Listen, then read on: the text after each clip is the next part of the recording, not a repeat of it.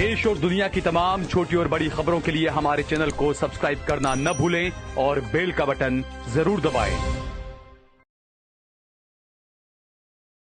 अस्सलाम वालेकुम, आदाब। देश लाइव में आपका स्वागत है। मैं हूं सहल कुरैशी। दोस्तों, गुजरात मॉडल 2014 से लगातार दिखाया जा रहा है, लेकिन हकीकत में गुजरात मॉडल क्या है, किस तरीके से प्रोपेगेंडा किया जा रहा है, किस तरीके से विपक्ष की आवाज़ को दबाया जाता है, किस तरीके से छात्र छात्राओं की आवाज़ को दबाया जाता है, किस तरीके से गरीब मजलूमों की आवाज़ को दबाया जाता है, वही है गुजरात मॉडल। गुजरात यूनिवर्सिटी के अंदर एक घटना ऐसी घटी, जैसे दिल्ली में हमने देखा कि प्रदर्शन हुआ और उसके बाद में इंडियन यूथ कांग्रेस के अध्यक्ष को गिरफ्तार कर लिया गया। कोर्ट में जबरदस्त मुंह की खानी पड़ी बीजेपी को और दिल्ली पुलिस को। गुजरात यूनिवर्सिटी में भी इसी तरह की कुछ घटना हुई। सबसे पहली बात यह कि आरएसएस, जिस पर सरदार पटेल साहब ने प्रतिबंध लगाया था, उस आरएसएस के 100 साल पूरे होने पर गुजरात यूनिवर्सिटी में कार्यक्रम का आयोजन किया गया। हालांकि शैक्षणिक संस्थाओं को इन चीज़ों से दूर रखा जाना चाहिए। कुछ एनएसयूआई के छात्रों ने या कुछ दीगर छात्रों ने इसका विरोध किया कि आप प्रोपेगेंडा फैला रहे इस तरह का। उन छात्रों को यूनिवर्सिटी से, कॉलेज से निकालने के लिए नोटिस देने की बात की गई, उनके खिलाफ एफआईआर की बात की गई। और हैरानी की बात तो यह है कि इसमें कोई अब्दुल नहीं है, इसमें मुकेश, नरेश मुकेश होंगे।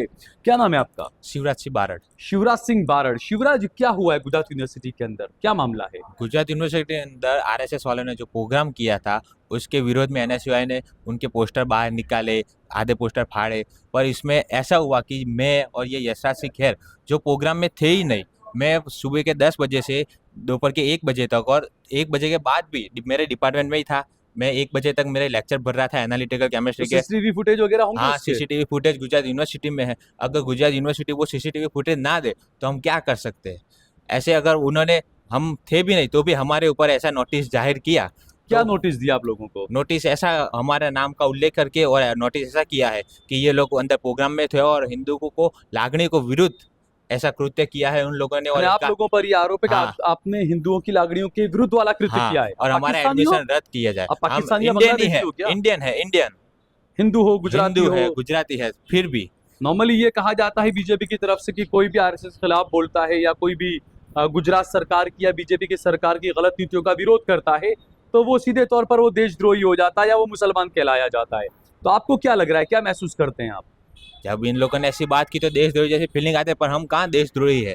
मैं एक हिंदू हूँ, मैं एक इंडियन हूँ। फिर भी जब किसी ने हमारे ऊपर ऐसा फाइल किया, तब किसी कहाँ थी? जब दारू की बोतलें पकड़ाई, किसी ने रात आके कैमरा के सीसीटीवी तोड़े, यूनिवर्सिटी में से दारू की बोतलें पकड़ाई। आरोग्य मंत्री आए थे तब दारू की बोतलें पकड़ाई, और उसको वहाँ के वीसी छुपा रहे थे, उसको वहाँ के वीसी छुपा रहे थे आरोग्य तो कैमरे में। गुजरात मॉडल है ये। हाँ, ये गुजरात मॉडल रहता है।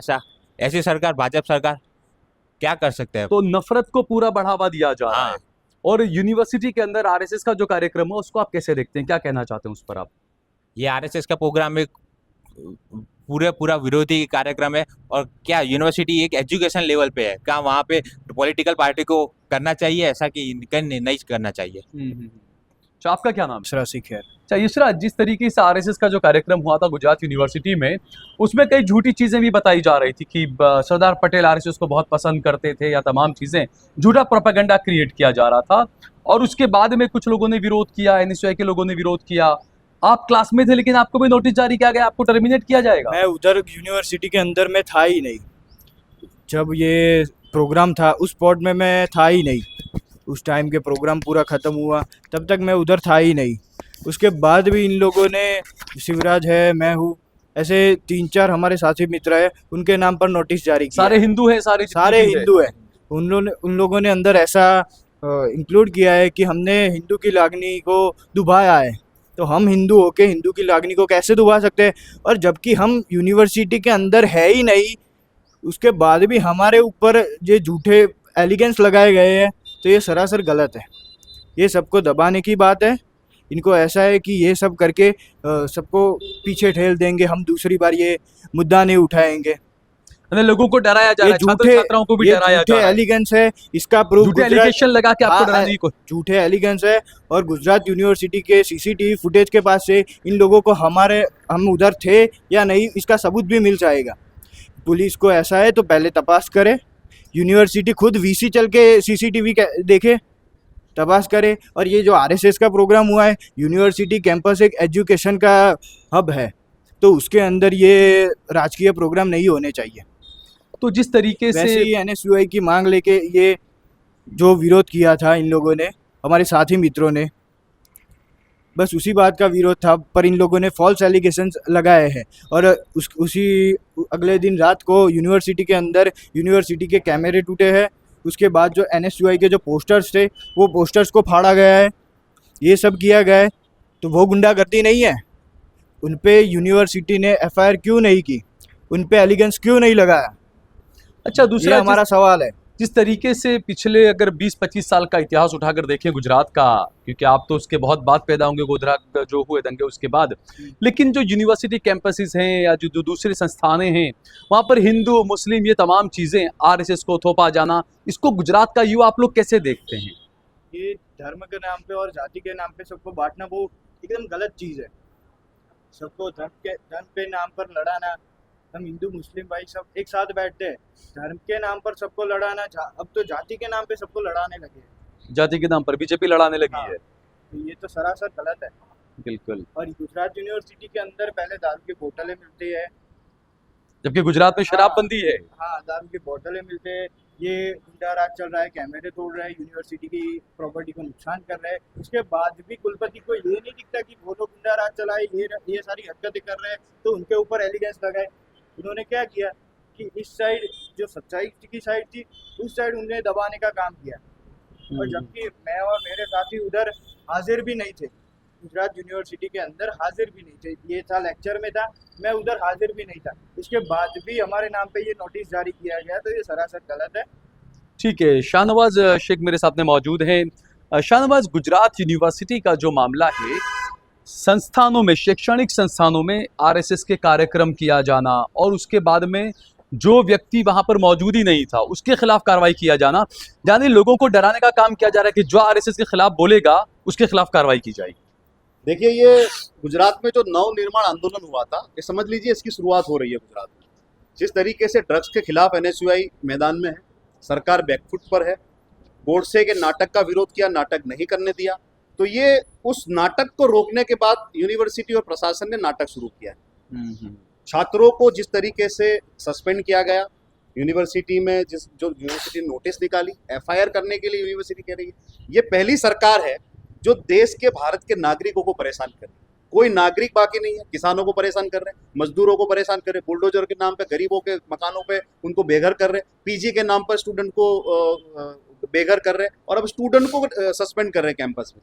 ये पहली सरकार है जो भारत के नागरिक, जो युवा हो या छात्र हो, उनको परेशान कर रही है। हमारी ये मांग है गुजरात यूनिवर्सिटी के वाइस चांसलर, रजिस्ट्रार और आपकी चैनल के माध्यम से राज्य के शिक्षण मंत्री को भी मैं पूछना चाहता हूँ कि जो दारू की बोतलें यूनिवर्सिटी कैंपस में मिली, शराब पी कौन रहा है कैंपस में? सिक्योरिटी गार्ड पी रहे हैं, पुलिस वाले पी रहे हैं, वाइस चांसलर पी रहे हैं, रजिस्ट्रार पी रहे हैं, प्रोफेसर, कौन पी रहा है शराब यूनिवर्सिटी कैंपस? यूनिवर्सिटी के अंदर हो गई। वही तो, इतनी सारी शराब की बोतलें पकड़ी जा रही है, आपने उस पर एफआईआर क्यों नहीं की? उस पर जांच क्यों नहीं करी? वहां पर गांजे के पेड़ मिलते हैं हॉस्टल में से, उसके लिए कोई दिन एफआईआर नहीं की। सीसीटीवी कैमरे किसने तोड़े यूनिवर्सिटी में 2 दिन पहले, उस पर कोई एफआईआर क्यों नहीं हुई? जो भ्रष्टाचार हो रहा है, जो ऑडियो क्लिप आपके सिंडिकेट मेंबर जो 75 लाख की खंडड़ी मांग रहे थे, उस पर एफआईआर क्यों नहीं हुई? तो मेरा तो ये मानना है कि गुजरात यूनिवर्सिटी को अपना नाम बदल देना चाहिए, आरएसएस का मुख्यालय नागपुर से शिफ्ट कर देना चाहिए यहाँ पर, क्योंकि जिस तरीके की गतिविधियां कुलपति की देखने को मिल रही है, एबीवीपी के कार्यक्रम में जाना, आरएसएस के कार्यक्रम करना, और जो सावरकर वीर नहीं है उसको वीर स्थापित करने के लिए अंबेडकर जी के नाम पर, सरदार वल्लभ भाई पटेल के नाम पर और व्याख्यान और सेमिनार के नाम पर आरएसएस के नेताओं को कैसे, उनकी प्रतिभा, उनको कैसे मंडित किया जाए और कैसे उनको महान बताया जाए, झूठ परोसकर इतिहास में छेड़खानी करके, ये जो षड्यंत्र वाइस चांसलर और रजिस्ट्रार के रूप में हो रहा है, जो सरकार में अपने मार्क्स बढ़ाने के लिए आरएसएस के कार्यक्रम कैंपस में कर रहे हैं, ये दुर्भाग्यपूर्ण है। 30 साल से सरकार भारतीय जनता पार्टी की, लेकिन कैंपसों में एनएसयूआई का राज रहा। सेनेट वेलफेयर की इलेक्शन जितने भी हम जीतते आए, तो कैंपस में इलेक्शन बंद कर दिए। आज स्टूडेंट की बात करने के लिए कोई बॉडी नहीं है, कोई स्टूडेंट यूनियन नहीं है, कोई स्टूडेंट रिप्रेजेंटेटिव नहीं है, तो मनमानी कर रहे हैं।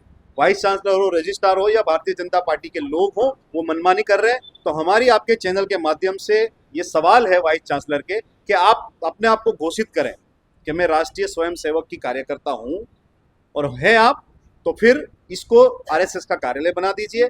और जिस तरीके से आपने एफआईआर के माध्यम से और विद्यार्थियों के रस्टिकेट करने के माध्यम से विद्यार्थियों को डराने की जो भूमिका आपने निभाई है, हम आने वाले दिनों में Congress party, youth Congress, NSUI उपवास आंदोलन, धरना प्रदर्शन और जो भी भ्रष्टाचार यूनिवर्सिटी में हो रहा है उसको उजागर करेंगे। और आने वाले दिनों में वाइस चांसलर और रजिस्ट्रार को अपने पद से इस्तीफा देना पड़ेगा, या तो वो आरएसएस के कार्यकर्ता बनकर रहे या तो यूनिवर्सिटी में अधिकारी बनकर काम करे। ठीक है, बहुत बहुत शुक्रिया हमसे बातचीत करने के लिए।